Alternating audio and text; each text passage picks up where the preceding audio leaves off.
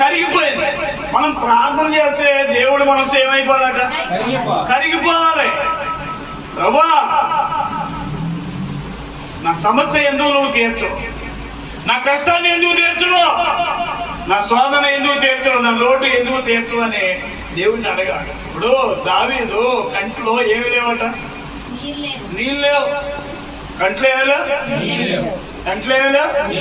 దావీదు ఏడవడానికి కంట్లో నీళ్ళు, అంటే నీళ్ళని ఏం చేశాడు? దేవుడి సన్నిధిలో కుమ్మరించేశాడు. కళ్ళు ఏమైపోతున్నాయంట? గుంటలు పడిపోతున్నాయంట. మన ప్రార్థన అలాగ ఉండాలి. పై పై ప్రార్థన, పొడి పొడి ప్రార్థన వింటాడా? అమ్మా ఆకలి అన్నట్టు అంటే ఆ ఎనపడదు లోపలికి. అమ్మా బహుశం పిచ్చామదేవి అన్నామనుకో, ఇంకొక ముద్ద తెచ్చి ఏస్తాడు. అంటే ఏస్తారా? ఎవరన్నా బాబాయ్ అడిగిలో కూడా అడుక్కునేలో కూడా స్టైల్ ఉన్నాయి. ఎవరినాయంట? ఎవరిని? దేవుడిని అడిగేటప్పుడు మనం జాలితో ప్రేమతో కరిగిపోయేలాగా మన ప్రార్థన. ఇక్కడ ఎలాగూ ప్రార్థన చేయవలనో మనకు తెలియదు కానీ ఉచ్చరింప సత్యము కానీ మూలుగులతో, దేంతోనట? మూలుగులతో. ఏ మూలుగులు? కోడి మూలుగులా లేకపోతే మేక మూలుగులా? ఆవు మూలుగులా? హల్లెలూయా.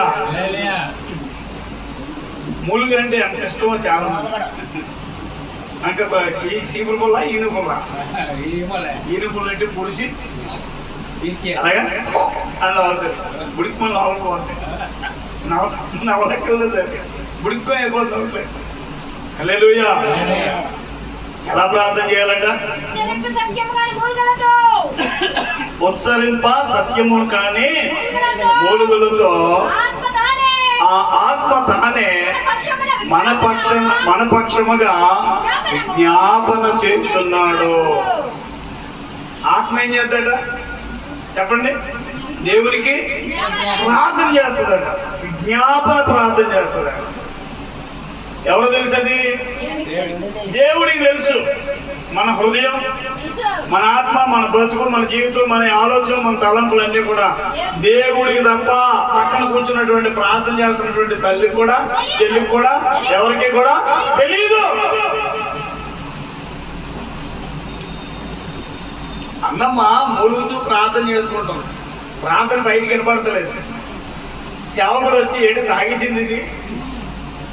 అవునమ్మా ఏంటి ఏంటి ఏంటి సన్నిధిలో ఏంటి అని అనేసి అంటే, అయ్యా నాకు పిల్లలు లేరయ్యా, అందుకోసం నేను ప్రార్థన చేసుకున్నాను మందిరంలో అనగానే, అయ్యయ్యో నువ్వు అలాగా నీలో నువ్వే మాట్లాడుకుంటున్నావు కాబట్టి ఒకవేళ డ్రింక్ ఫంక్షన్కి వెళ్ళొచ్చా కదా, పెళ్ళికి వెళ్ళొచ్చా కదా, ఒకవేళ దాసరసం ఎక్కువ తాగేవేమో అని అనుకొని ఆయన క్షమించుకొని అడిగాడు సేవ.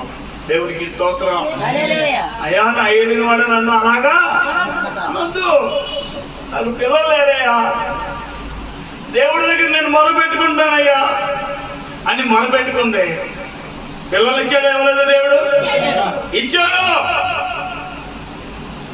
పేరేంటి? సమూయేలు. ఏ పేరు? సమూయేలు అనే బిడ్డనిచ్చాడు దేవుడు. అన్నము ఎలా ప్రార్థన చేసింది? ఉచ్చరింప సత్యము కానీ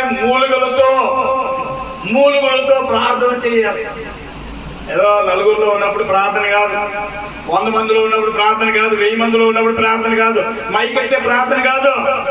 మైక్ ఇచ్చినా ఇవ్వకపోయినా, 1, 2, 10 మంది 1000 మంది ఉన్నా లేకపోయినా దేవుడికి నీకు సంబంధం ఏంటది? ప్రార్థన. చెప్పండి, ఎవరికి సంబంధం అంట? ఇప్పుడు నేను ప్రార్థన చేసుకుంటానండి, బండి మీద ఒక్కటి వెళ్ళిపోతాను, నా దేవుడితో నేను ప్రార్థన చేసుకుంటూ మాట్లాడుకుంటూ వెళ్ళిపోతాను, అది నా పర్సనల్. అది ఎవడైనా అడుగుతాడా? అది నా పర్సనల్. బండి మీద ఉన్నా కూడా ప్రార్థన చేసుకుంటాను. హల్లెలూయా. ప్రార్థనకి ఏం టైం ఉందేటండి? ఏమైనా లిమిట్ ఉందేటండి?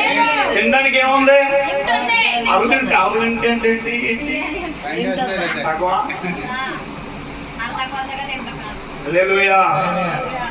ఫుల్ మీల్స్ దేవుడి దగ్గరికి వెళ్తే ఫుల్గా ఆయనతో గడిపితే ఆనందం వేరండి. ఎవరితోటి అది అనుభవించడం తెలుస్తుంది, ఎవరు తెలియదు. దేవుడితో ఫ్రెండ్షిప్ చేస్తే, దేవుడి మాట వింటే, దేవుడికి లోపడితే ఆ స్పిరిటే వేరండి, ఆ ఆనందమే వేరండి. నేను వర్ణించలేను. ఎందుకంటే ఫ్రెండ్స్ ఎవరు? దేవుడు, మనం ఫ్రెండ్స్. ఈ లోకము స్నేహము దేవునికి వైరము అంటే విరోధం. లోక స్నేహము నమ్మకూడదండి. పెడితే పెళ్లి కోరుతారు, లేకపోతే ఏం చేస్తారంట. మనకు తెలిసిన మాట ఇది. దేవుడితో మనం ఫ్రెండ్షిప్ చేసాం అనుకోండి, ఆయన అన్యాయస్తుడు కానే. లాజరు చనిపోయాడు కదా, ఎందుకు ఏడ్చాడు చెప్పండి? ఫ్రెండ్. ఎవరికి? యేసు ప్రభుకి ఫ్రెండ్ కాబట్టి లాజరు చనిపోతే సమాధి దగ్గరికి వెళ్ళి ఏడ్చాడు. హల్లెలూయా. యేసు ప్రభు ఏంటి ఏడడం ఏంటి? 3 దిక్కులా రాయబడి ఉంది ఏడ్చినట్లుగా. యేసు ప్రభు ఎక్కువ ఏడలేదండి, 3 సార్లు ఏడ్చినట్లుగా బైబిల్లో రాయబడి ఉంది. ఒకటి ఎక్కడ చెప్పండి?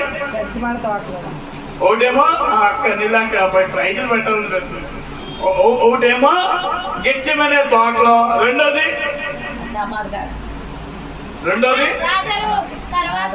ఆ సమాధి దగ్గర.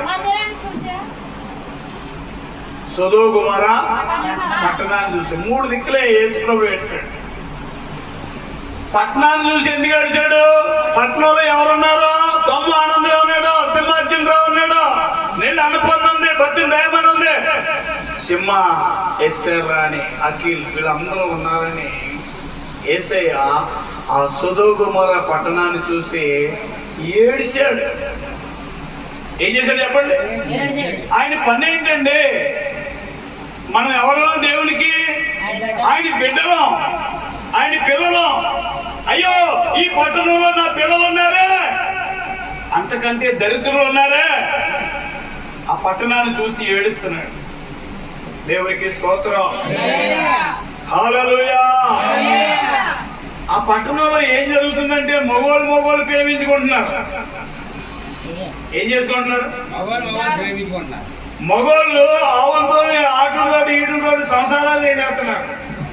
ఆ పట్టణంలో వాయవలస లేకుండా తిరిగేస్తున్నారు.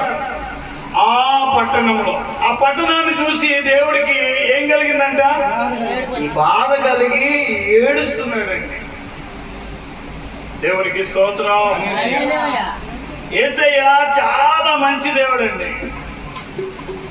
నిజంగా ఆ పట్టణంలో లోతు భార్య, లోతు కుటుంబం ఉంది. దేవునికి స్తోత్రం. వెంటనే యేసయ్య వాళ్ళకి తెలియజేశాడు, లోతు నీవు, నీ భార్య, నీ కుటుంబం ఏం చేయమన్నాడు?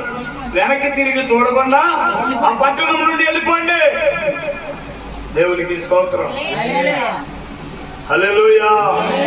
గమనించాలండి, మనము, మన ప్రాంతం, మన కుటుంబం బాగోవాలని మనం ప్రార్థన చేయాలి. నువ్వు నమాజ్ చేసినా, పూజ చేసినా, ఆరాధన చేసినా, ప్రార్థన చేసినా,